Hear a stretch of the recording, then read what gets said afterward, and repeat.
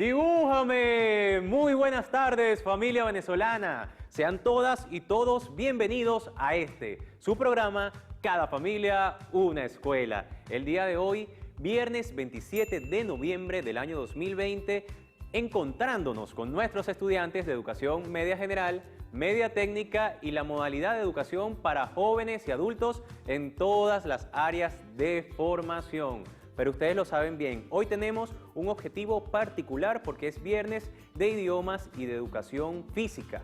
Por eso nos estarán acompañando los profesores Arturo Jiménez, Wilmer Santana y Egma Borromé con las adaptaciones curriculares que nos va a facilitar nuestra profesora Eliseti de Gubella. De esa manera, nosotros vamos a tener un menú bastante cargado en esta nueva modalidad de educación a distancia que se hace posible gracias a que nos mantenemos cerquita y conectados en las plataformas digitales 2.0.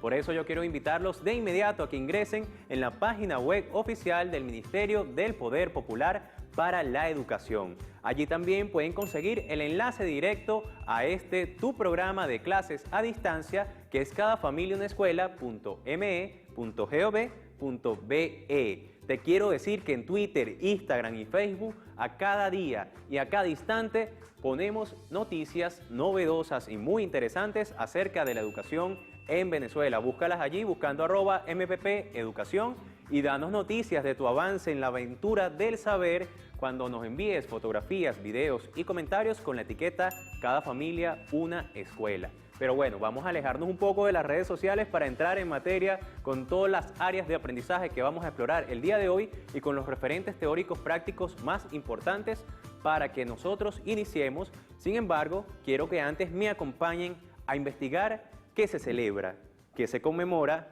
o qué se recuerda tal día como hoy.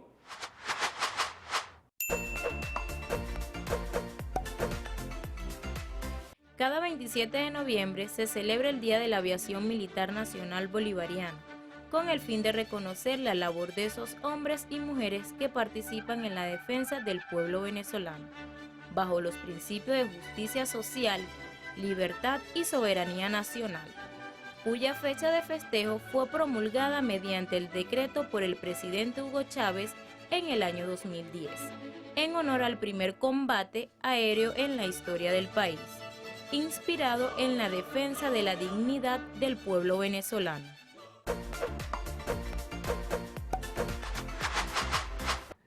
Siempre es muy grato recordar las fechas históricas que nos caracterizan como nación y el día de hoy desde Cada Familia una Escuela todos felicitamos a los cumanenses que están celebrando el aniversario de esa ciudad que ya tiene más de 500 años y que ha mantenido mucha de la tradición que nos caracteriza como venezolanos, especialmente en nuestro oriente y especialmente en nuestras costas. Felicitaciones entonces a nuestra querida ciudad de Cumaná por su aniversario. Pero además vamos a avanzar ahora en el nivel de educación media con el profesor Wilmer Santana, quien nos estará dando el área de aprendizaje de castellano, hablando un poco acerca de la comunicación. ¿Qué tendrá para comunicarnos el día de hoy? Vamos a averiguarlo de inmediato en nuestra clase de castellano.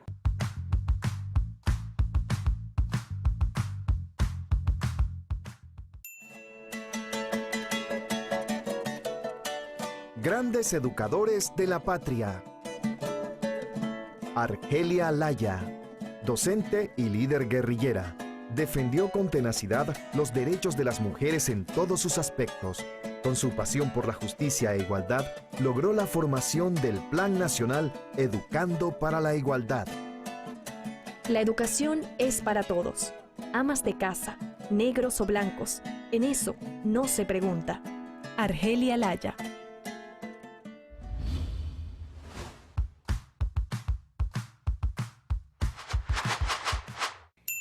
Gracias, José Leonardo. Bueno, señores, sean bienvenidos una vez más a Cada Familia una Escuela, que nos saluda nuevamente el profesor Wilmer Santana en el área de castellano. Es un placer para mí nuevamente llegar hoy, viernes 27, hasta sus hogares para impartir conocimientos de interés para toda esa familia que se encuentra en el hogar. Hoy estaremos hablando, como todos los viernes, temas de importancia para castellano, como por ejemplo, para primer año estaremos hablando sobre los elementos del proceso de la comunicación. Anteriormente en otras clases hemos tratado de conversar, de hablar, de expresar todos estos elementos, pero hoy lo vamos a estudiar más a fondo. Bien, para segundo año estaremos hablando también de los textos narrativos, que anteriormente también estuvimos hablando, pero hoy estaremos desglosando más este tema. Tercer año estaremos hablando de un tema muy importante también, así que quiero que todos atentos en casa porque vamos a comenzar con primer año. Primer año estaremos hablando sobre los elementos del proceso de comunicación. Nosotros día a día el ser humano mantiene una comunicación fluida a la hora de expresión, a la hora de interactuar, de hablar con otras personas, pero es importante saber que para poder tener un proceso de comunicación existen diferentes elementos. Ustedes los conocen en el hogar, mamá, papá, familia.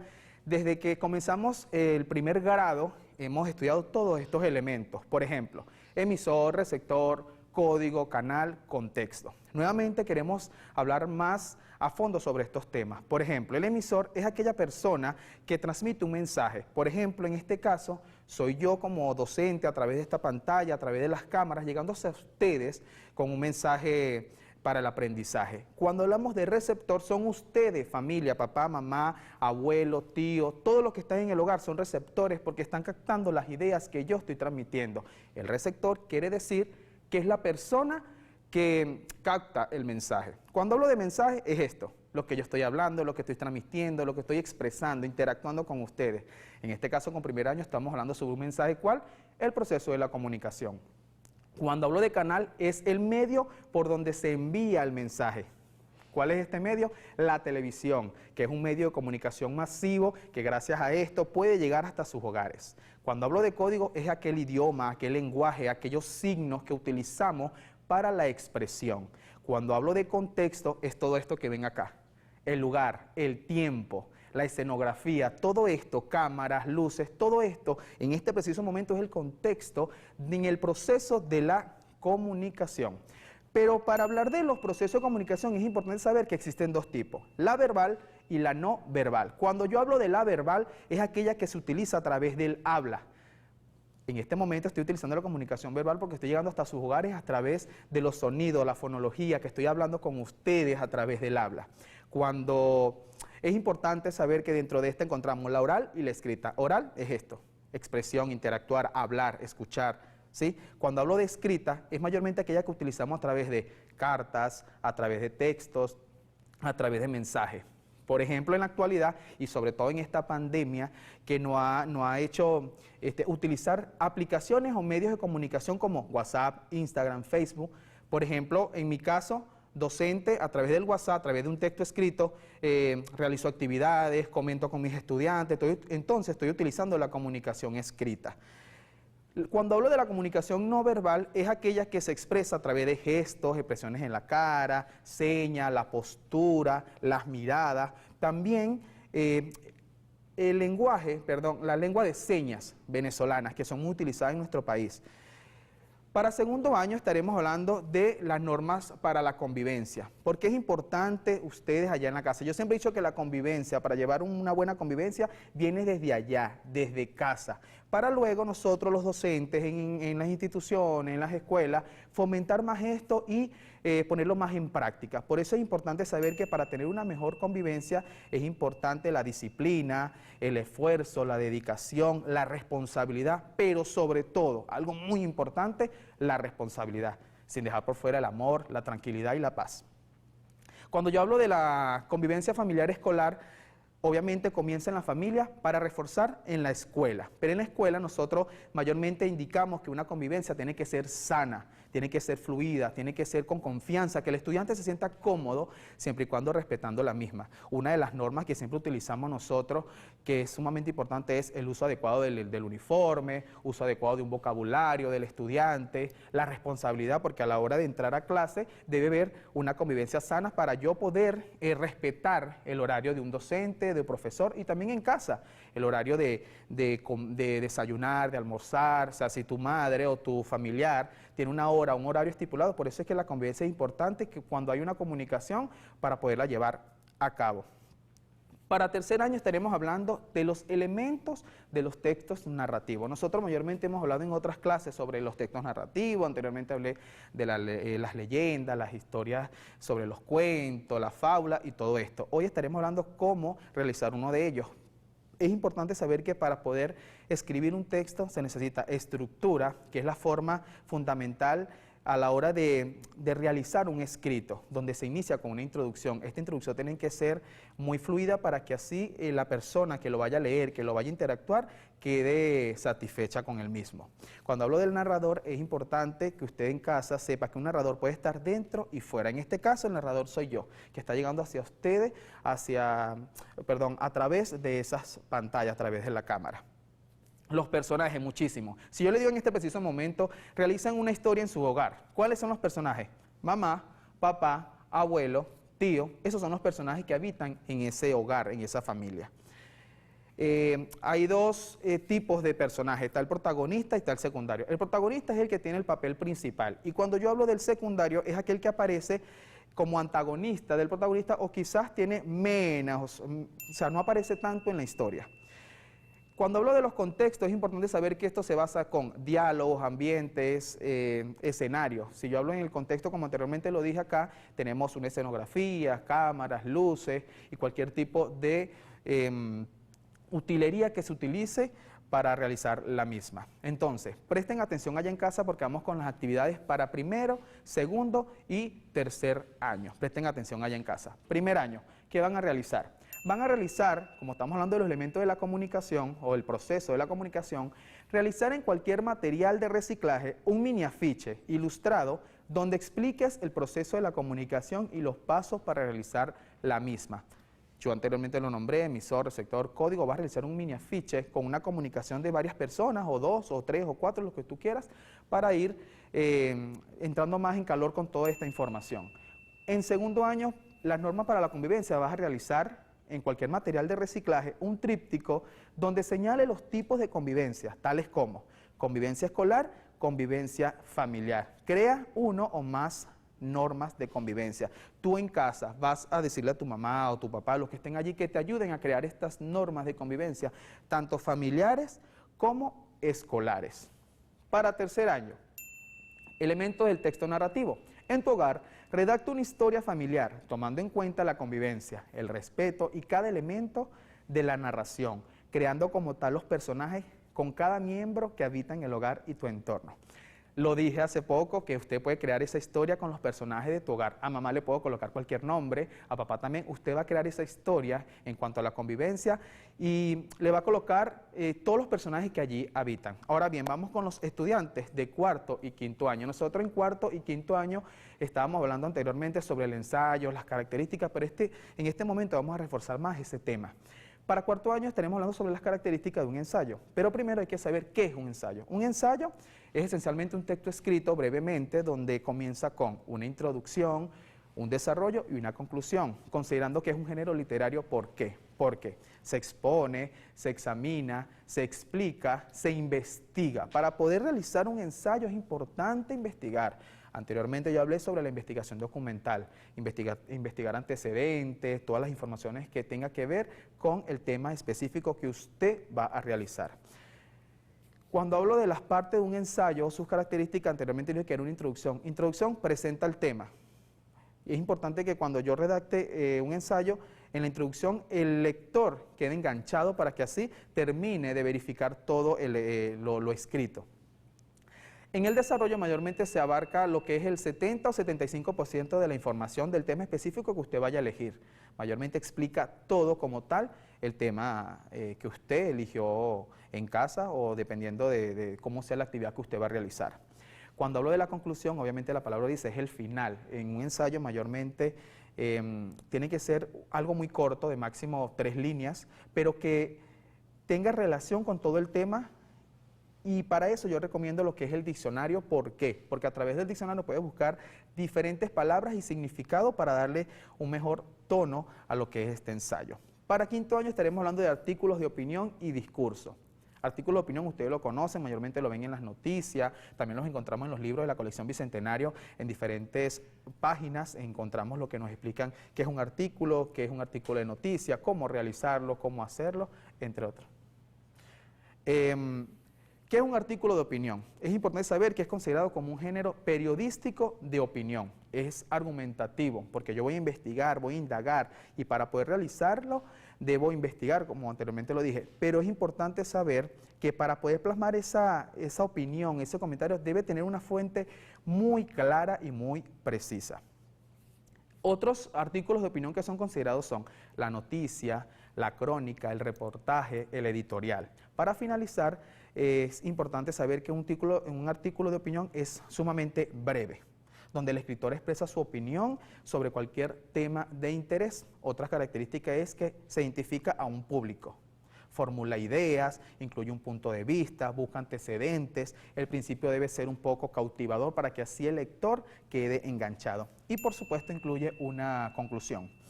Cuando hablo del discurso, en este caso es la expresión formal de un acto comunicativo que al final de todo esto es exponer, transmitir cualquier tipo de información. El discurso es convencer al oyente, que el oyente a la hora de leer este texto pueda sacar sus propios puntos de vista y comentarios. Bien, señores, allá en casa, vamos con las actividades para cuarto y quinto año. Para cuarto y quinto año vamos a realizar cuarto año, característica de un ensayo. Realizar un ensayo tomando en cuenta las características y pasos para redactar el mismo, donde el tema principal es la participación social. ¿Cuál es el tema que vamos a investigar aquí? Participación social. ¿Qué voy a realizar? Un ensayo en casa, ya lo saben. Tomando en cuenta cada característica, por supuesto, las instrucciones, las normas de ortografía son muy importantes en cuanto a los ensayos. Utilicen diccionarios para que puedan realizar este ensayo con más fluidez y más confianza.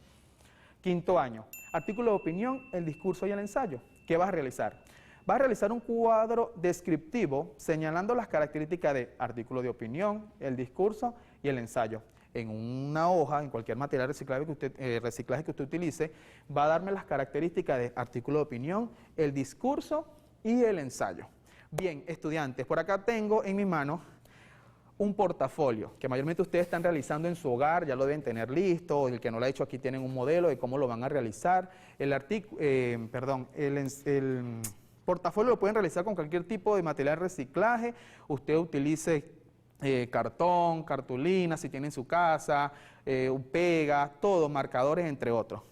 Adentro, en el portafolio, está por fase, o mejor dicho, por área de formación. Castellano, matemática, biología, inglés, entre otros.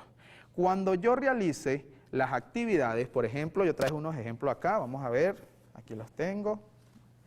Algunas actividades de castellano que los estudiantes me entregaron. Bueno, yo fácilmente las voy agrupando, las actividades, hay dípticos, hay cualquier tipo de material. ¿Y qué voy a realizar? Bueno, como ya están hechas, ya están realizadas, ¿sí? Ya están realizadas en el hogar, yo agrupo todas mis actividades, por ejemplo, de castellano, agarro el portafolio, ¿sí? E introduzco, vamos a buscar acá, castellano. Acá está castellano, ya vamos a ver. Perfecto. Introduzco en castellano las actividades, cierro y luego este portafolio lo voy a llevar a mi institución donde será evaluado por cada docente. Ya lo saben, pueden utilizar cualquier tipo de material de reciclaje. En este caso utilizaron cartón y lo forraron con una tela, pero usted lo puede utilizar con recortes de revista, de periódico, lo puede forrar. Así que ya lo saben, allá en casa, realicen el portafolio, entréguenlo a tiempo para que todas sus actividades sean evaluadas. Nosotros de verdad estamos sumamente agradecidos y por supuesto hoy 27 de noviembre ya casi se aproxima el mes más bonito del año, Navidad en familia, así que ya lo saben, seguimos en casa, seguimos con las normas de convivencia, seguimos con las normas de bioseguridad, usar tapaboca, guante, quedarte en casa es lo más importante, ya lo sabe familia. El portafolio, la entrega y nos vemos en una próxima oportunidad en Cada Familia Una Escuela. Se despide con muchísimo amor para todos ustedes el profesor Wilmer Santana en el área de castellano. Será hasta una próxima oportunidad. Chao, chao. Gracias a nuestro profesor Wilmer Santana por iniciar las clases de este día viernes de idiomas. Pero como es un viernes de idiomas, no nos vamos a quedar solamente con el castellano. También vamos a explorar los idiomas extranjeros y específicamente el inglés, pero eso será gracias al profesor Arturo Jiménez, quien ya nos espera en el set principal de Cada Familia Una Escuela. Así que, good afternoon, teacher. Welcome back.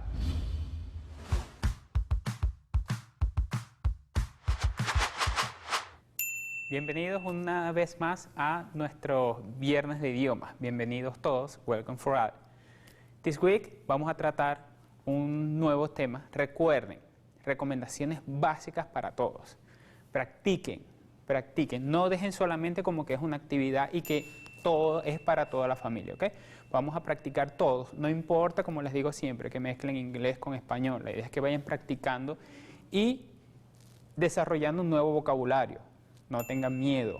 Vamos a tratar de usar aplicaciones en inglés. No tengan miedo de pronto cambiar el idioma de su correo electrónico, de alguna red social de ustedes. Primero les va a causar un pequeño impacto, pero luego van a ver que se van a estar familiarizando muchísimo con la herramienta, ya que son palabras que vamos a estar usando cotidianamente y ya nosotros las manejamos en español. Entonces, por asociación vamos a ir asumiendo y nos va a facilitar muchísimo esto. Vamos a iniciar con nuestro primer vocabulario del día de hoy. ¿Okay? Tenemos work. Work. La hemos escuchado mucho, la hemos escuchado muchísimo. Work. ¿Okay? Luego tenemos skill. Skill. Skill. Y por último, history. History. ¿Qué significan? Vamos ahora a ver qué significan estas palabras. Work traduce trabajo. ¿Okay? Trabajo. Trabajo. Skill es habilidad o destreza en algunos casos, ¿ok? Habilidad o destreza. Recuerden que el inglés es mucho de contexto. Entonces, dependiendo del contexto es que vamos a utilizar esta palabra. Y la última es history, cuando estamos hablando de historia, ¿ok? Historia de ya lo que hemos visto. Vamos a iniciar con to have. To have. El verbo to have. Dirán, ¿qué significa? Principalmente traduce tener o haber. Tener o haber, to have. Pero en algunos casos puede entenderse como tomar. ¿Okay? Sabemos que drink también es tomar, pero este es tomar de cuando estamos realizando alguna acción. Vamos a ver algunos ejemplos. Tenemos, I have a new car. I have a new car. Tengo un auto nuevo. I have a new car. Tengo un auto nuevo. La siguiente oración, I have worked. I have worked. Traduce he trabajado. Fíjense la diferencia entre I have worked y I have a new car. Traduce como tengo o en este caso nos está cambiando el tiempo de la palabra. Y por último, I have a coffee. Estoy o tomo café. Recuerden lo que les dije anteriormente. Puede significar estoy tomando café o tomo café porque es de la misma acción. En indicativo, es un verbo que varía, ¿verdad? To have, ya les dije, haber o tener. En pretérito es had, dice o traduce hube, había o tuve o tal vez tenía. ¿Okay? Recuerden que es mucho de contexto. El inglés es mucho de contexto y es donde nos vamos a estar moviendo. Y en participio es had, que traduce tenido o habido, de tener algo. En indicativo tenemos en forma afirmativa I have. Fíjense cómo se abrevia. I have, I, el apóstrofe, BE. I have, ¿ok? Y quiere decir tengo. Tenemos su forma negativa, I have not, ¿ok? También tenemos la contracción, que es I haven't, el apóstrofe y la T. Muy importante con esto porque a veces confundimos las palabras porque no sabemos que tienen algunas contracciones. Y su forma interrogativa es have it, o sea, o tengo o he tenido. Siempre recuerden, inglés, para hacer pregunta, al final va un signo de interrogación. Si no, no es pregunta. Son tips que siempre les quiero estar recordando, ¿ok? Solamente usamos el cierre. En castellano utilizamos los dos, pero para inglés solamente utilizamos el cierre, ¿ok?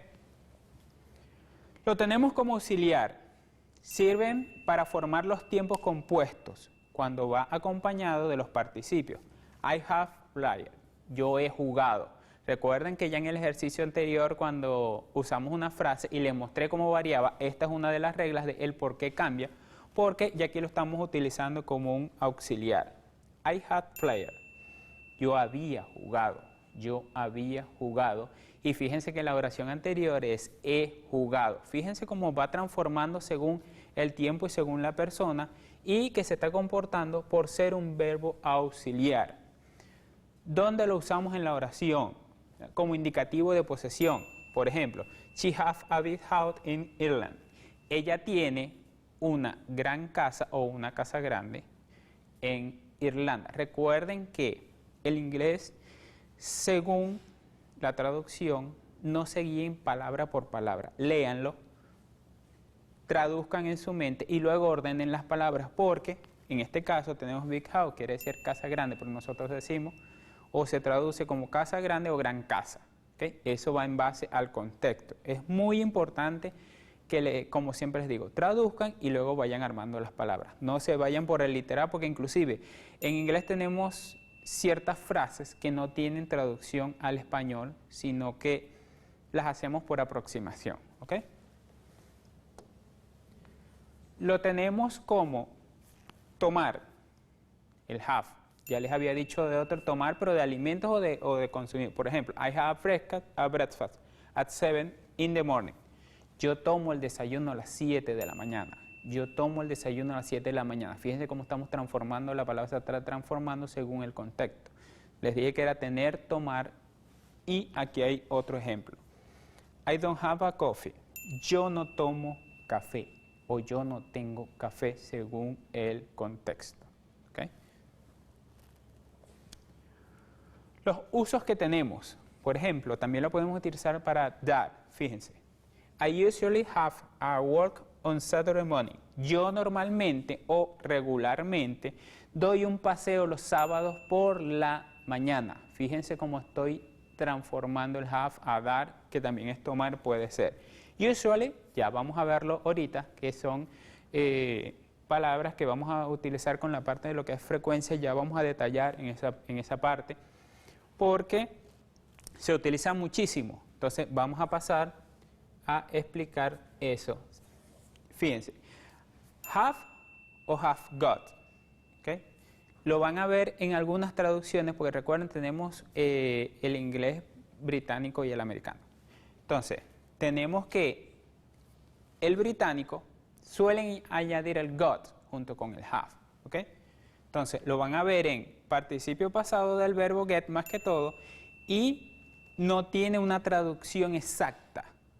Recuerden lo que siempre les he hablado, base a contexto, base a traducciones, vamos a estar viendo. Familiarizándonos con las palabras es que nos vamos a dar cuenta de esto, ¿ok? Si no practicamos, no vamos a manejar un contexto y nos va a ser muchísimo más difícil.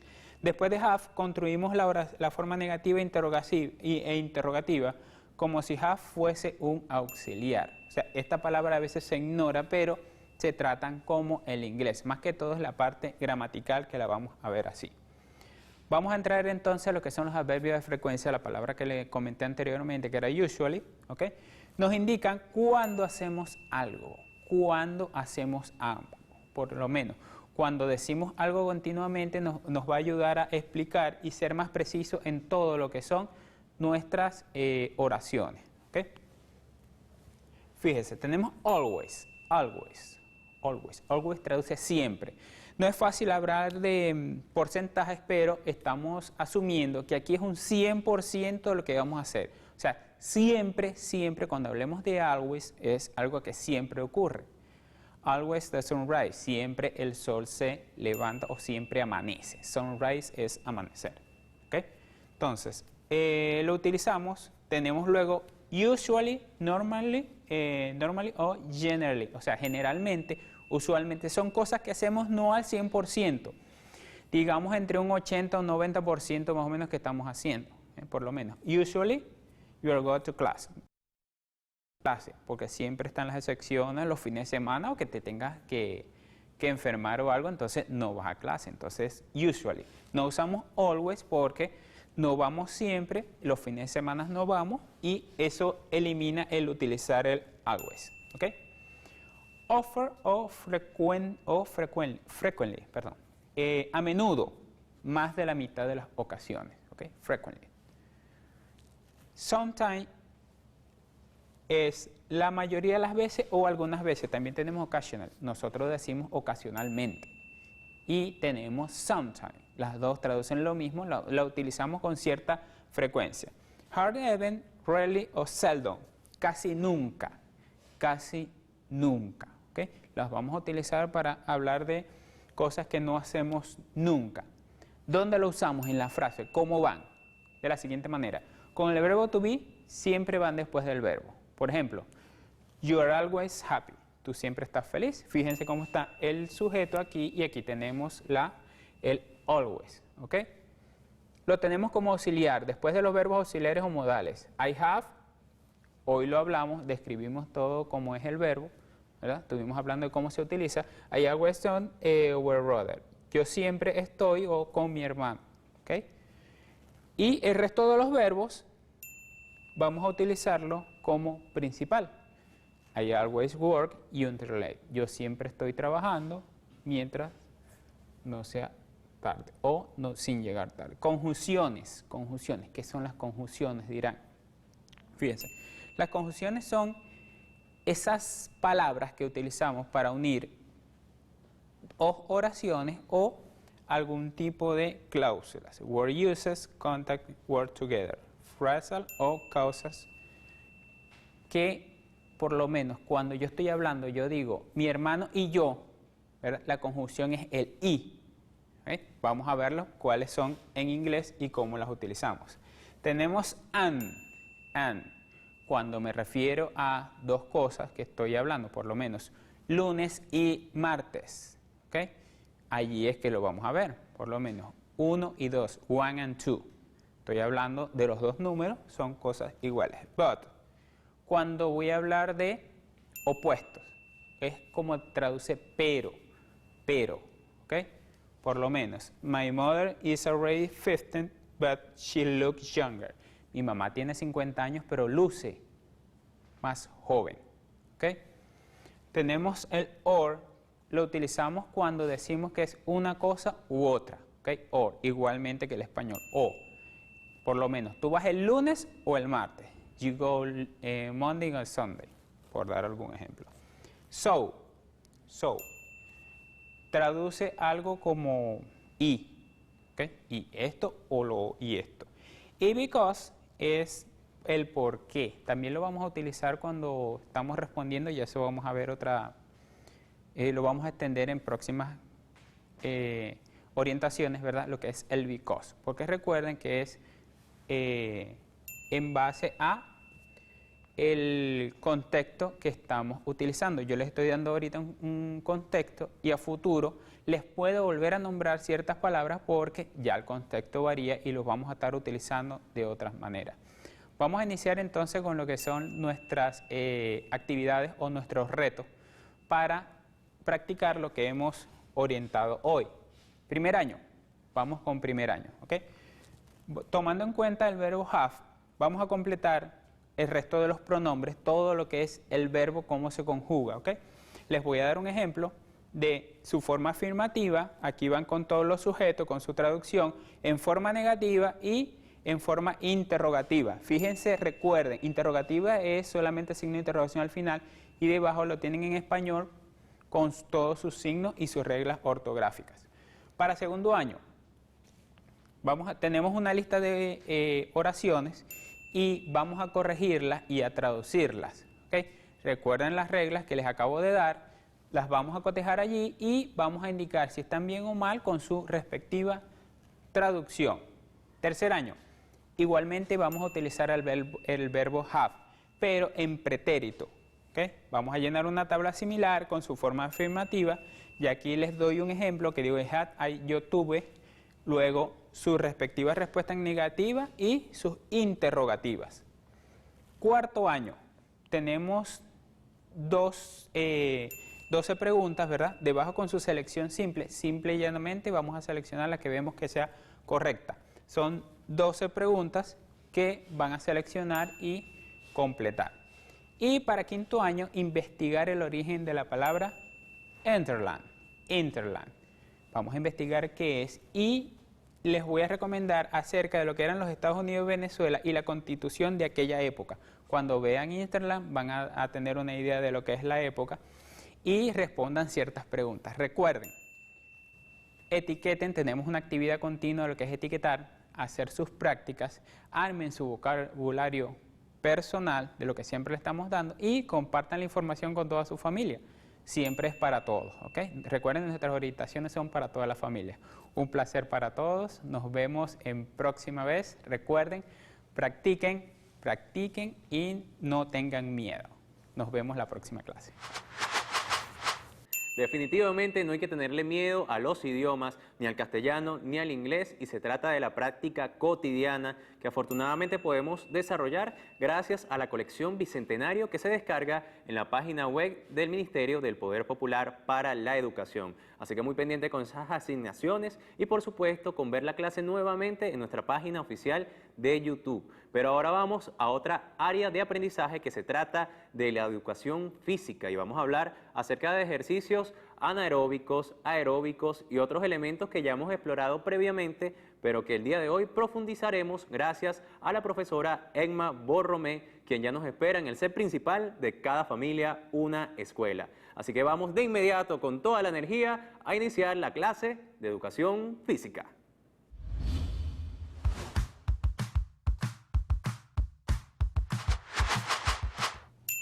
Buenas tardes, bienvenidos a su programa Cada Familia Una Escuela. Los saluda como todos los viernes la profesora Egma Borromé del área de Educación Física. Hoy vamos a hablar de dos temas interesantes. Vamos a hablar de la resistencia aeróbica y anaeróbica y de las capacidades físicas condicionales.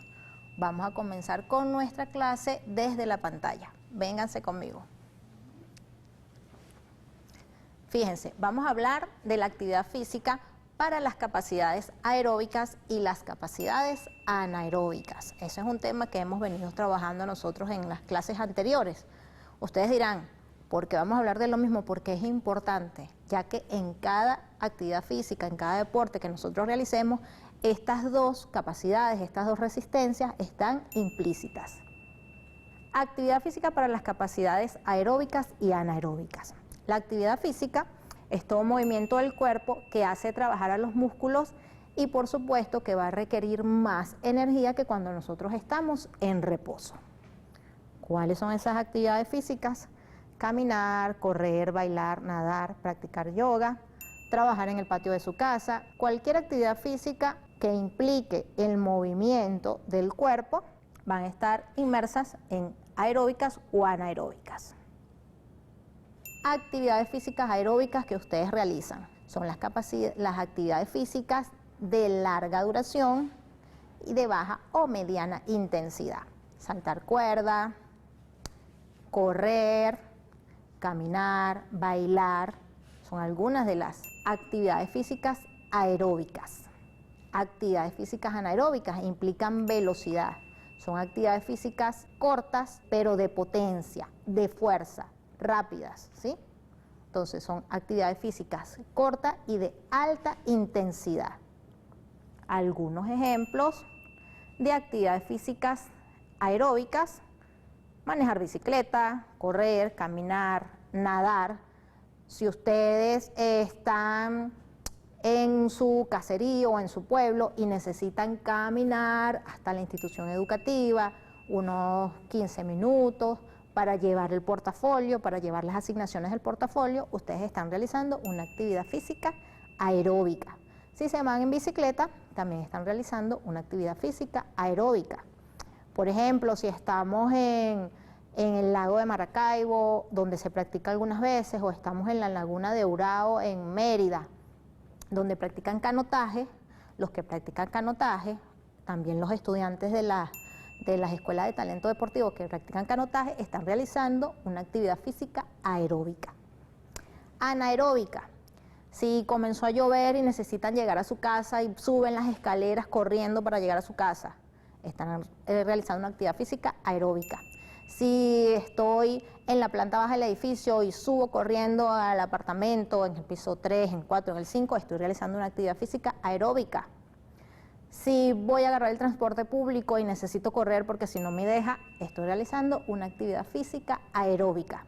Entonces recuerden siempre, anaeróbica, perdón, recuerden siempre, las actividades físicas anaeróbicas son cortas, de corta duración y de alta intensidad, implican velocidad. Correr, el transporte público, subir las escaleras rápido, eso es una actividad física anaeróbica. Y las aeróbicas son de larga duración y de baja intensidad. ¿Qué asignaciones vamos a trabajar esta semana para primero, segundo y tercer año? Vamos a realizar 2 mapas mentales para las actividades físicas que hayas realizado durante el confinamiento. Llámense deportes, ejercicios físicos, juegos o actividades cotidianas también dentro de tu hogar. Un mapa mental para las actividades físicas aeróbicas, recuerden los ejemplos que les puse, y otro para las actividades físicas anaeróbicas. Entonces son 2 mapas mentales, uno para las actividades físicas aeróbicas y otro para las actividades físicas anaeróbicas. Recuerden que deben organizar las asignaciones que nosotros estamos enviando, que todos los docentes están enviando, identificarlas y colocarlas dentro del portafolio que van a entregar en su institución educativa. No olviden los ejemplos que les mencioné.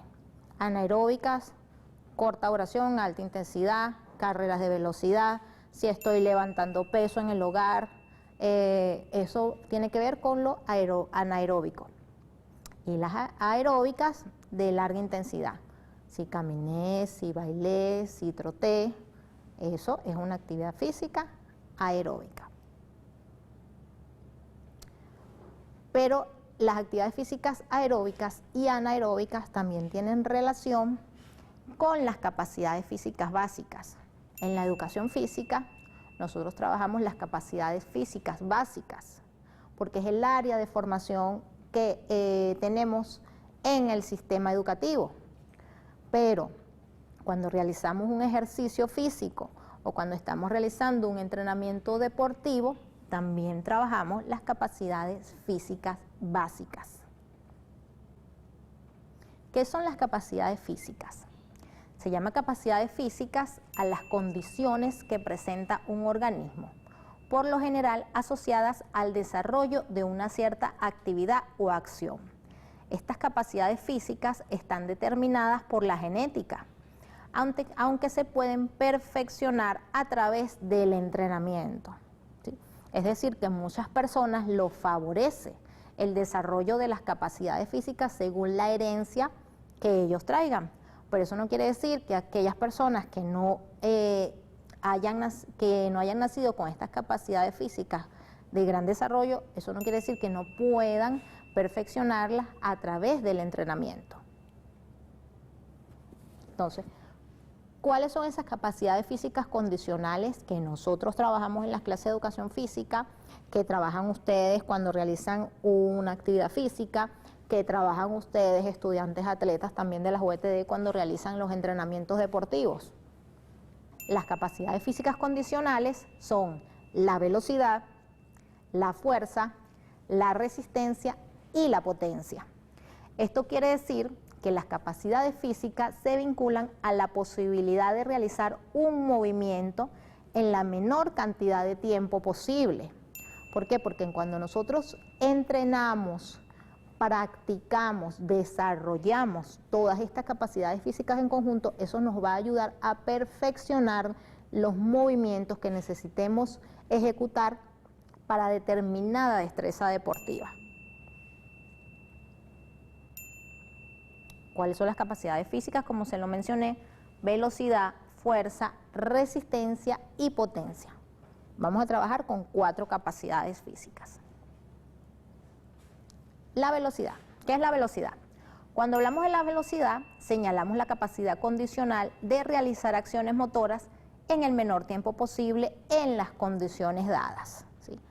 Cuando ustedes realizan una carrera de velocidad, suben las escaleras, como les mencioné hace un rato, rápidamente, están desarrollando, están trabajando la capacidad física velocidad. La fuerza.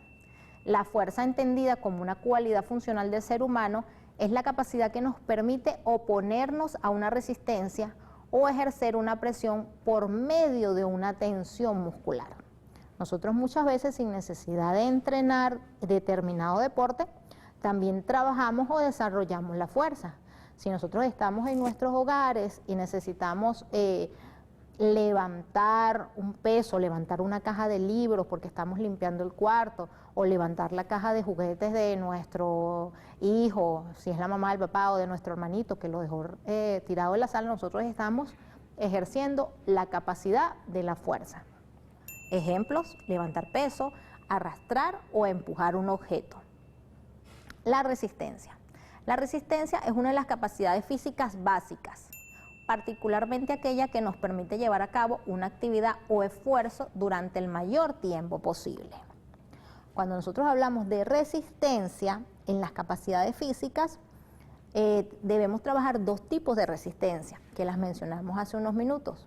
Está la resistencia aeróbica, donde tenemos mayor consumo de oxígeno, y la resistencia anaeróbica, donde tenemos menor consumo de oxígeno. La potencia. La potencia muscular es la capacidad de un individuo de desarrollar una gran aceleración y de superar una cierta resistencia. Cuanto más grande sea la resistencia a vencer, mayor será la potencia muscular que se requiera. Fíjense, estas cuatro cualidades físicas, a pesar de que las mencionamos de manera separada, cuando nosotros estamos realizando determinada actividad física, determinado ejercicio físico, determinado entrenamiento deportivo, siempre las vamos a trabajar. La mayoría de los ejercicios siempre llevan implícito el trabajo de estas cuatro cualidades físicas. Hay unos ejercicios que, por supuesto, desarrollan una capacidad física más que otra, pero siempre se van a trabajar de manera conjunta. En el deporte, ya hablamos de la actividad física, ahora vamos a hablar del deporte. El deporte es aquella actividad física ejercida dentro de un juego o una competición de cualquier tipo, cuya práctica está sujeta a unas normas específicas. Diferenciamos el deporte de cualquier otra actividad física o el de un juego porque lleva unas normas establecidas. Esta actividad física puede ser un simple entretenimiento, una competición, un juego por placer, un ejercicio físico y o mental que nos sirva para estar en forma o recuperar algún estado perdido. ¿Cuáles son los tipos de deportes? Yo les voy a mostrar una de las definiciones de los tipos de deporte. Esta definición del 1968 de Boweck nos habla de deporte de combate, deportes de balón o pelota, deportes atléticos y gimnásticos, deportes en la naturaleza y deportes mecánicos. Esta es una de las muchas definiciones que ustedes pueden encontrar en las bibliografías cuando hablamos de cómo están clasificados los deportes. Vamos a hablar nosotros entonces de deportes colectivos y deportes individuales. Deportes colectivos son aquellos en los que existen cooperación entre dos o más compañeras y compañeros, realizando una participación simultánea o alternativa de los juegos. Unas muestras de los deportes colectivos: nuestros equipos, la Vinotinto, que en su último encuentro le ganó a Chile, la Vinotinto de baloncesto y, por supuesto, las mujeres, la selección de softball. Los deportes individuales, a diferencia de los deportes colectivos, pues tenemos la participación de una sola persona. A pesar que hay deportes individuales que los puntos se hacen por equipo, pero participa una sola persona, también tenemos deportes donde se pueden trabajar de manera individual y colectiva. Tenemos a nuestro campeón Antonio Díaz, a nuestra campeona nominada al premio del atleta del año, Yulimar, y por supuesto nuestro medallista olímpico, Rubén Limardo. ¿Cuál es la actividad que vamos a realizar, que ustedes van a realizar en cuarto y quinto año y que va incluida en su portafolio que van a entregar? Vamos a elaborar un cuadro que contenga 10 deportes, 5 deportes individuales y 5 colectivos. Y van a indicar, muy importante, cuál o qué capacidad física se trabaja en cada uno de los deportes. Recuerden que les mencioné que casi todos los deportes trabajan todas las capacidades físicas, pero hay una que se va a desarrollar más que otra. Entonces, elaboramos el cuadro, 5 deportes individuales, 5 colectivos y qué capacidades físicas vamos a desarrollar ahí. Bueno, muchachos, me despido hasta el próximo viernes. Esto ha sido todo por hoy. Recuerden cuidarse, mantener las medidas de bioseguridad. Ha sido un placer para mí compartir con ustedes esta clase. Cuídense, nos vemos. ¿Qué se entiende por deporte adaptado? Es una actividad física reglamentada que intenta hacer posible la práctica deportiva a personas que tienen alguna discapacidad. Este tipo de deporte está ajustado a todos los deportistas con manifestaciones diferenciales de tipo motriz y sensorial. ¿Qué es el golbal? Es el único deporte para personas con discapacidad visual que no es adaptado, no tiene una versión convencional. ¿Cómo se juega? Se juega en una cancha similar a la de voleibol con 2 arcos de 1,30 m de alto que ocupan todo el ancho del tabloncillo. Los equipos están compuestos de 3 integrantes cada uno. El juego tiene una obligación, todos los jugadores deben usar parches sobre sus ojos o una cinta negra. Todo esto es con el fin de participar en la categoría B1 denominada ceguera total. Lo único imposible es lo que no intentas, por eso te invitamos al mundo del deporte adaptado. Es maravilloso, te esperamos. Una clase que puedes conseguir, como les dije antes, en YouTube y verla una y otra vez. Por eso es muy importante que nosotros tengamos todas las adaptaciones curriculares, las orientaciones y las estrategias para nuestros estudiantes con necesidades educativas especiales y o discapacidad, garantizando de esta manera la igualdad de condiciones y oportunidades para nuestra educación pública, gratuita y de calidad, que es lo más importante y es el esfuerzo de todo el Ministerio del Poder Popular para la Educación, conjuntamente con el equipo técnico de producción de Vive TV. Por eso podemos recibir en solo instantes a nuestra profesora Eliseti de Gubella, quien ya nos tiene todo preparado para que empecemos con la modalidad de educación especial.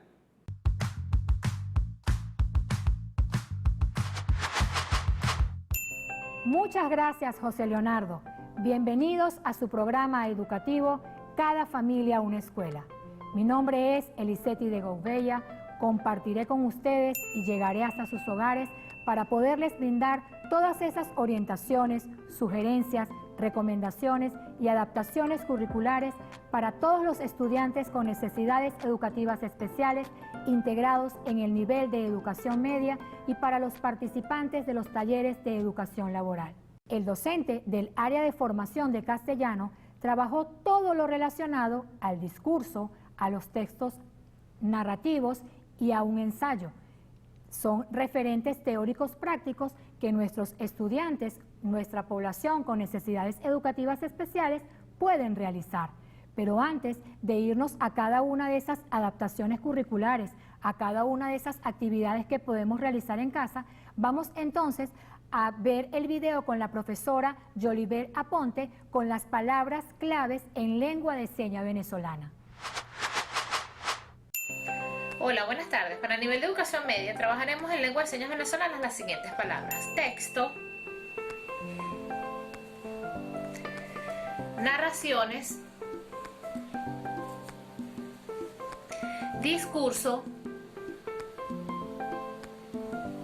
ensayo.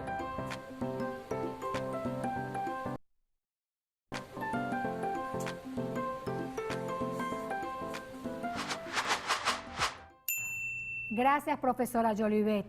Cada una de esas palabras importantísimas en ese proceso de comunicación y para formar parte de ese proceso educativo de nuestra población con deficiencias auditivas.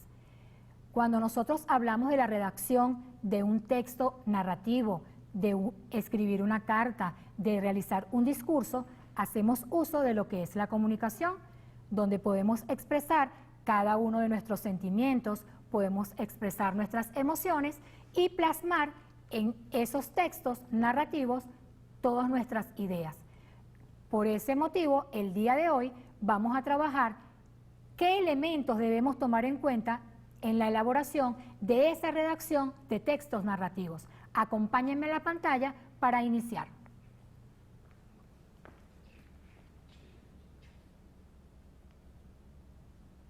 Importantísimo que al momento de yo sentarme en un lugar cómodo, donde tenga todo organizado, yo sepa de qué tema voy a escribir, yo sepa qué referente teórico práctico dado por el docente de esta área de formación es el que yo voy a escribir. Conocer también la necesidad de ¿cuál es esa estructura de ese texto narrativo? Poder ser coherentes en cada una de esas ideas que yo voy a plasmar, porque recuerden que son mis ideas propias y esas van a depender de todo el contexto de cada una de esas palabras que yo pueda ir desarrollando durante una conversación. Por otro lado, es necesario yo estar pendiente al momento de escribir que lo que yo escriba lo pueda comprender otra persona al leerlo.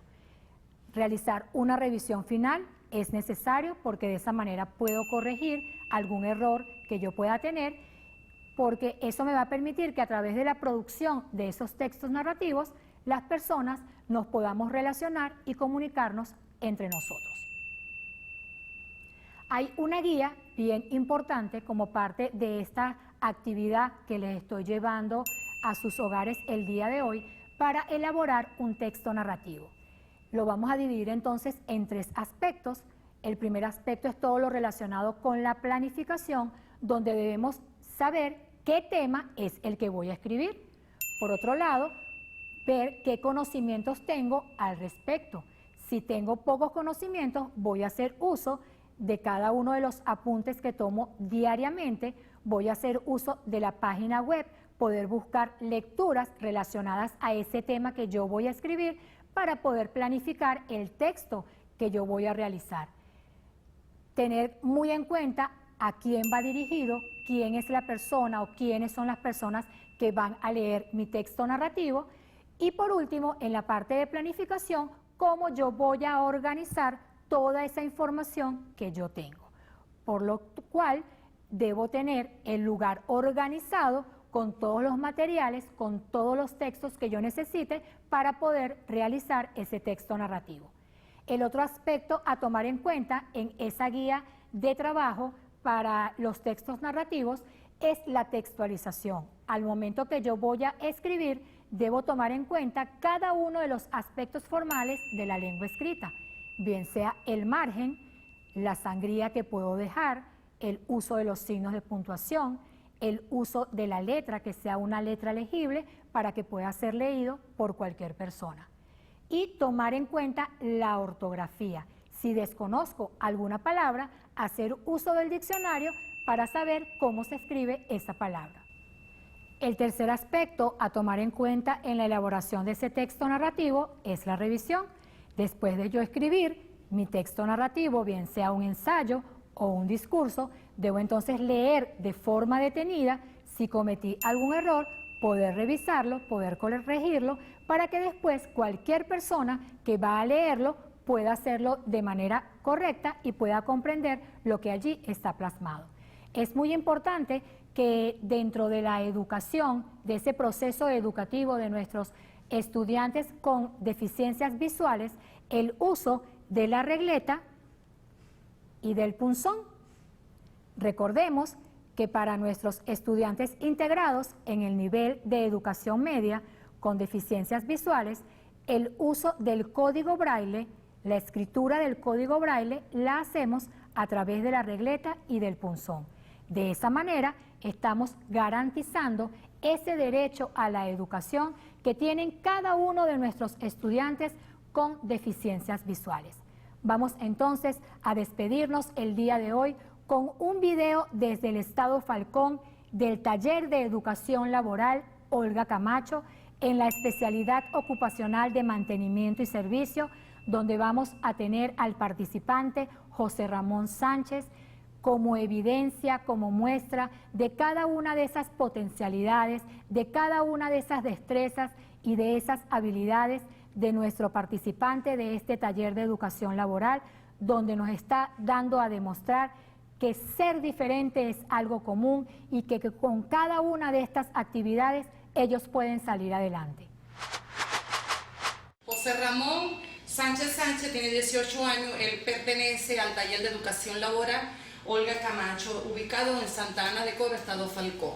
Él está en la especialidad mantenimientos y servicios.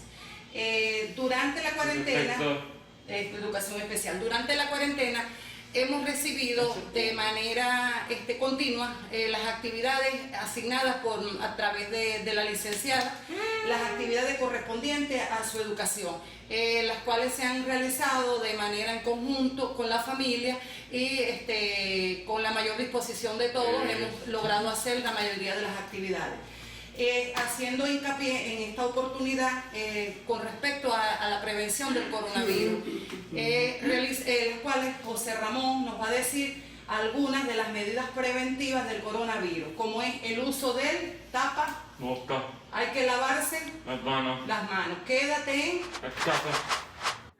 Un viernes en donde jóvenes como tú, jóvenes como yo y jóvenes como nosotros nos encontramos en esta nueva modalidad de educación a distancia para explorar los idiomas y la educación física gracias a los profesores Wilmer Santana, Arturo Jiménez y Emma Borromé, sin olvidar las adaptaciones curriculares de nuestra profesora Eliseti de Gubella para los estudiantes con necesidades educativas especiales y o discapacidad. Gracias a todos los jóvenes de educación media general, media técnica y la modalidad de educación para adultos.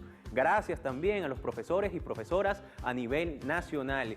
Y por sobre todo, gracias a la familia venezolana que se ha convertido en una escuela maravillosa para nuestra República Bolivariana de Venezuela. De esa manera, el equipo técnico y de producción de Vive TV desde acá, desde el estudio 1 de este canal educativo, mantiene su compromiso para todos y cada uno de ustedes, de tal manera que ustedes puedan quedarse en casa seguros y seguras ante el COVID-19. Eso sí, si van a salir, por favor mantengan el distanciamiento físico saludable, usen el tapaboca de manera adecuada y lávense las manos una y otra vez con agua y con jabón, porque nunca será suficiente cuando se trata de proteger la vida de la familia venezolana. Familia que está conectada en todas nuestras plataformas digitales, en la página web oficial del Ministerio del Poder Popular para la Educación. Así también en el enlace directo que siempre ofrecemos para que ingreses a cadafamiliaunescuela.me.gov.be, la que está también enterándose de todas las noticias que tenemos en Twitter, en Instagram y en Facebook a través de @MPPEducación, y la que nos envía fotografías, videos y comentarios con la etiqueta Cada Familia Una Escuela. A todos ustedes quiero comentarles que en muy pocos minutos van a poder conseguir esta clase en nuestra página oficial de YouTube. Allí le van a poder dar me gusta, compartirla con amigos y con familiares y activar esa campanita de notificaciones para que se suscriban cada día. Evidentemente, también conseguirán las asignaciones del día de hoy en nuestro canal de suscripción de Telegram. Si ya estábamos conectados en todas esas plataformas, creo que es importante que nos conectemos en el espíritu de cumplir con todas las asignaciones de la semana en este maravilloso fin de semana que inicia y que además va a ser un fin de semana de avance educativo, siempre en la vanguardia. Nosotros nos despedimos por ahora, pero les queremos recordar que nos encontraremos siempre de lunes a viernes, de 8 de la mañana a 9 de la mañana y de 2 de la tarde a 3 de la tarde. ¿En dónde? En tu programa Cada Familia Una Escuela. ¡Dibújame! ¡Hasta el lunes!